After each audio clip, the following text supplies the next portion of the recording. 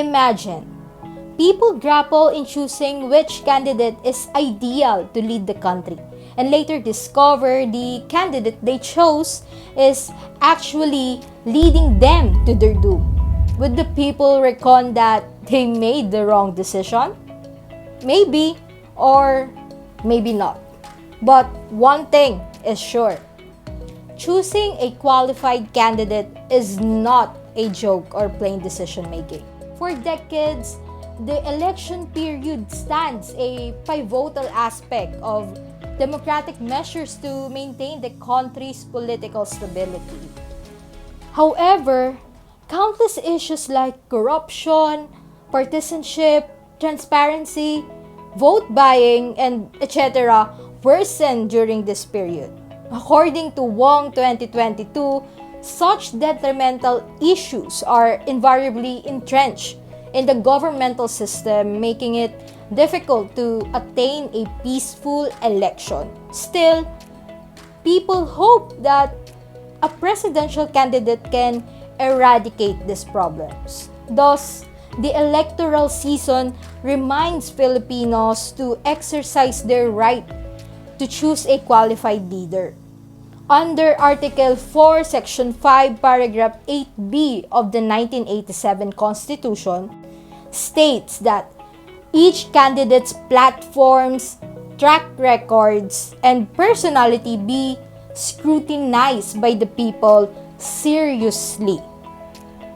Therefore, I am exercising my right to vote for the presidential candidate I know is worthy. I chose Maria Leonor Guerrona Robredo, also known as the 14th Vice President of the Philippines, Leni Robredo. She is not just a competent leader, but rather a leader that prioritizes her constituents, reifies honesty, and strictly commits to obeying the law. In choosing a president, one must be critical to scrutinize vital characteristics such as integrity, humility, not being corrupt, being an effective communicator and listener, and lastly, being proactive. Thus, for me, the candidate I will lend my vote should tick all boxes of qualifications.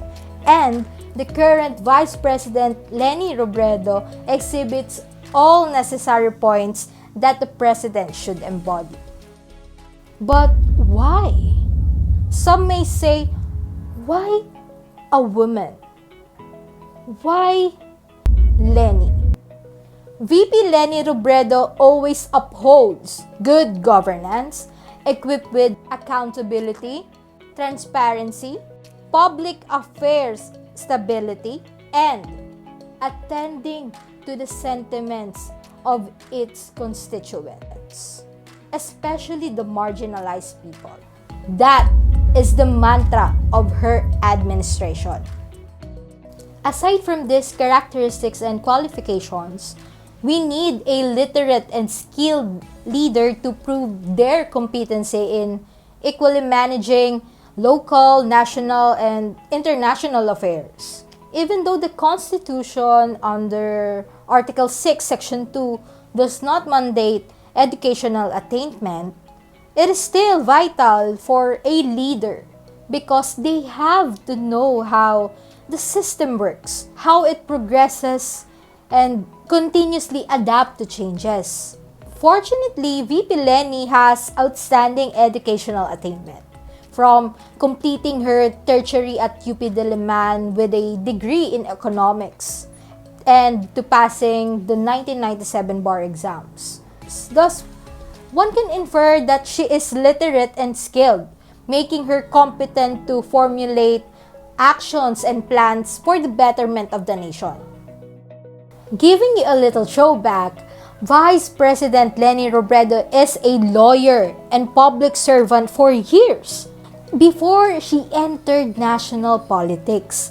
A member of Public Attorney's Office until 1999, joined sentro ng alternatibong Linga Panligal sa Ligan Bicol Chapter for 13 years representing marginalized people in courts, founded Lakas ng Kababaihan in Naga in 1992, and was a member of the Congress, 16th Congress, in numerous committees like Committee on Accountability and Good Governance and Committee on Revision of Laws. You see, before even joining national politics, she already has the credentials and experiences necessary to serve the public. Take note, being a president should embody characteristics of a public servant and not a mere politician. To elaborate, a president that executes their term like a public servant is someone that prioritizes their people, displays empathy, and is committed to the highest degree of integrity. Fortunately, VP Leni Robredo has a servant kind of leadership. She does not dwell on the limelight but insists on partaking in the people's journey through life and never deems her position as inconvenient just because she is a vice president and seen as a replacement to the president. Instead, she turned her office valuable, especially amidst the pandemic. According to Manila Standard 2022, the Office of the Vice President garnered excellent initiatives to the state's pandemic response by spearheading Bayanihan in Konsulta, Angat Buhay, Swab Cabs, Trabaho, and many more. She did not only exert efforts to aid the country's pandemic crisis, but she also delivered and provided everything well. VP Leni also authored laws to protect the people's welfare in her capacities, such as Republic Act 1063-8, Republic Act 1074-2, TIMTA, and so on and so forth. So, comparing her programs to the other presidential aspirants, one can see that VP Leni outdid them. Her proposed platforms are outlined accurately from international to local affairs.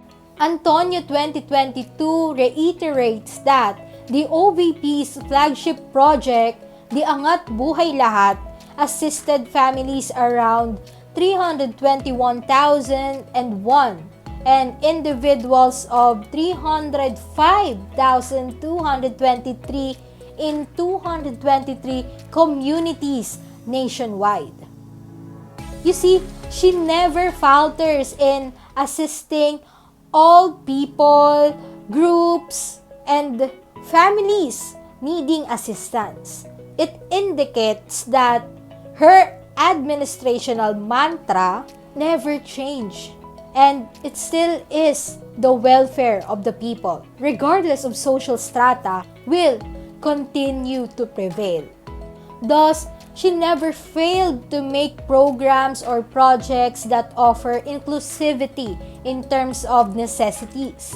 The ultimate goal of her administration is to build a well-built people-state relationship wherein people could connect or put their trust. One instance of trust, government trust, is transparency. According to De Leon and De Leon 2019, the 1987 Constitution, Article 11, Section 1 and 17 mandates public officials to uphold democratic practices and serve their constituents with utmost transparency and accountability. Once again, VP Leni delivered excellently. CEPED 2021 states that VP Leni obtained the Commission on Audit's highest audit rating for 3 consecutive terms of 2020. Thus, it verifies or validates that she strictly adheres to delivering accurate and transparent calculations. Having a leader and a government that upholds transparency and accountability is committed to honesty. It does not take their position only to their advantage, but towards the benefit of the public. With the incoming elections this May 9, 2022, we need to be critical of who's to elect. Being a voter practicing critical thinking will aid us to scrutinize every aspirant fairly. By that, the Filipino people can be aware of how our civic engagement, particularly in elections, is pivotal to safeguard our rights and elect a leader caring to represent and settle our sentiments. We need a leader like Leni because she knows the significance of good governance that we Filipinos dreamed of for so long. VP Leni understands the value of creating a transparent system in contrast to the patronage and partisanship system entrenched deeply in our political system. Despite all criticisms slandering her for running, she continuously proves that she deserves to run and win. VP Leni is a candidate that values her position to generate services to her people extensively and not just sits and admires her authority. It then assures us Filipinos that we chose and elected a presidential aspirant that acknowledges what a leader should execute. In short, with Leni, we can conquer change. Now, this is Desiree Meliosa, your certified kakampi.